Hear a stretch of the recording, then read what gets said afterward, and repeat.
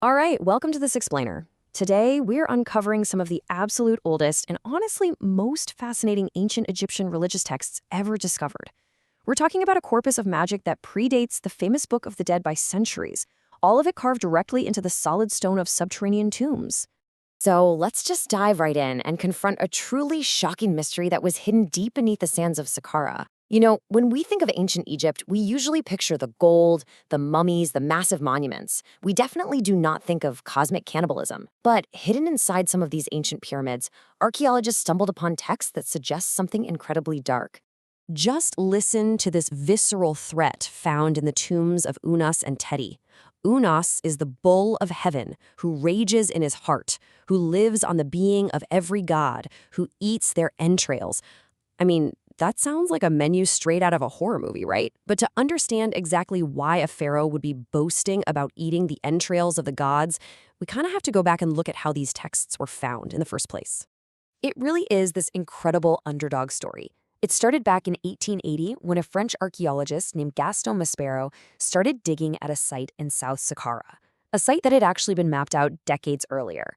Well, when he finally got inside the ruined pyramid of Pepi I, he found the walls just absolutely covered in hieroglyphs. He immediately reported back to his boss, Auguste Mariette. But Mariette, he wasn't having a bar of it. Mariette, the director of excavations, completely and utterly rejected Maspero's findings. He went on record saying, "In 30 years of Egyptian excavations, I've never seen a pyramid whose underground rooms had hieroglyphs written on their walls." He was essentially telling Maspero he was crazy. The established knowledge at the time was quite literal. Pyramids simply did not contain writing. Period. Even on his deathbed, Mariette refused to believe it. But Maspero, he just kept digging, kept opening more pyramids, and, well, proved his boss completely wrong. Because Maspero hadn't just found some random ancient graffiti. He had discovered the absolute oldest corpus of ancient Egyptian religious texts in existence, dating all the way back to the late Old Kingdom, so we're talking roughly 2400 to 2300 BCE.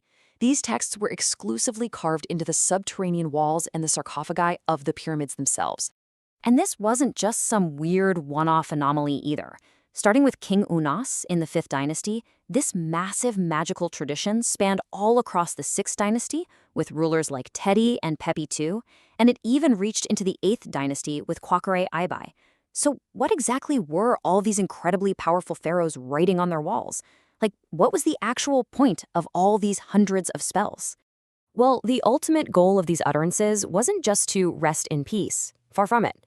The goal was to transform into an That's a glorified spirit state that allowed those who were judged worthy to rise up, mingle with the gods, and essentially conquer the afterlife. It was a very active, highly magical transformation. To actually pull off this incredible transformation, the magic was divided into two broad categories. First, you had the sacerdotal texts. These were the ritual spells performed by living priests who were directly addressing the dead king.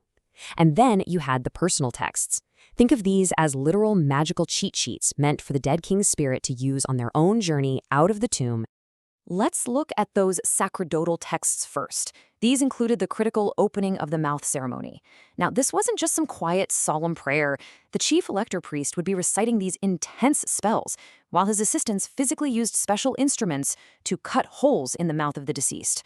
I know, it sounds incredibly intense, but it quite literally magically prepared the king's senses so they could actually eat, breathe, and see in the afterlife. On the personal side of things, the absolute oldest and frankly the most difficult spells to translate were apotrophaic. You can basically think of apotrophaic magic as an ancient supernatural security system for the sarcophagus. These were really short, highly archaic, and deeply powerful protective spells meant to ward off literally anything, whether physical or magical, that might threaten the king's body or the tomb itself. Okay, let's pause and clear up a massive misconception here. For the longest time, everyone thought these texts were highly exclusive. VIP magic meant only for the ruling male pharaoh. But thanks to archaeological digs in the 1920s and beyond, we learned that these incredible texts were absolutely also used to secure the afterlife for powerful queens. Just take Queen Neith, the wife of Pepi II, for example. She possessed the exact same magical arsenal as her husband. While the physical layout of her tomb was a bit simpler, her texts were placed in the exact same symbolic locations, like the resurrection ritual right there on the south wall. They even personalized the spells with her name, carefully tailoring the magic to guide her spirit. And fascinatingly, they used a mix of male and female pronouns to do it.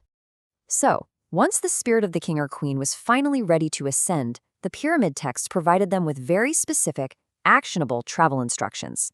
I mean, how do you actually get up to the sky? The spells laid out travel via ramps, stairs, or even giant ladders. But the ultimate goal, which was often described with these really vivid verbs, was to simply fly or leap directly into the heavens. What is truly incredible here is the sheer audacity of these rulers. They were not humbly asking the gods for a favor, they were demanding it. In this particular spell, the king is trying to catch a celestial fairy, and if the celestial ferryman refused to help, the pharaoh would just magically threaten him, basically saying, if you don't ferry me, I'll leap onto the wing of the god Thoth and he'll take me across instead. Which brings us to the climax of this whole story, the terrifying magic they employed to protect themselves. You've probably heard of the pharaoh's curse from the movies, but it's actually quite rare to find in the real archaeological record. However, we do have Utterance 534. It's known as the Curse Hymn, and it's a completely unique apocryphatic text found only in the Pyramid of Pepi I, explicitly designed to punish anyone who dared damage or rob the tomb. Just imagine stumbling into a pitch-black tomb in antiquity, holding nothing but a torch, and facing this chilling warning carved right into the stone. It promises that if you mess with the tomb, your case will be heard by the İNAL, the Council of Gods, and you will be stripped of everything. And worse, it promises that you will become accursed and literally devour your own body. Now, taking this whole context of really heavy, aggressive magic back to our initial mystery, the Cannibal Hymn, everything suddenly starts to make sense. Historians now completely understand that this spell about eating the entrails of the gods is actually just brilliant, highly elusive poetry meant for oral recitation. It is absolutely not historical evidence that the ancient Egyptians were practicing human sacrifice or cannibalism. Because while the literal reading sounds like this horrifying butchery ritual where the king is slaughtering and cooking gods, the metaphorical meaning is stunning. The pharaoh wasn't eating literal gods, he was playing the role of the rising dawn sun. Just as the morning light swallows the stars of the night sky, making them disappear at daybreak, the king was consuming the stars to take their power and rule the heavens. It's actually a gorgeous astronomical metaphor. And underneath all those terrifying metaphors of eating entrails, threatening celestial ferrymen, and curses of self-cannibalism, we find something profoundly human. The final, really poignant goal of the pyramid texts wasn't just about accumulating cosmic power. As this beautiful spell shows, it was simply a desperate, heartfelt plea for eternal companionship and life. May I be with you, you gods. May I live with you. At the end of the day, they just didn't want to be alone in the dark. So as we wrap up this explainer, I want to leave you with this final thought to ponder. If humanity was willing to go to such extraordinary, deeply magical lengths to conquer death 4,400 years ago, how much has our human obsession with immortality really changed today?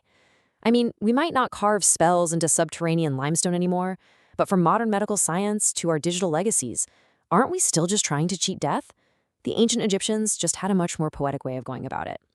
Thanks so much for joining me on this journey through the pyramid texts.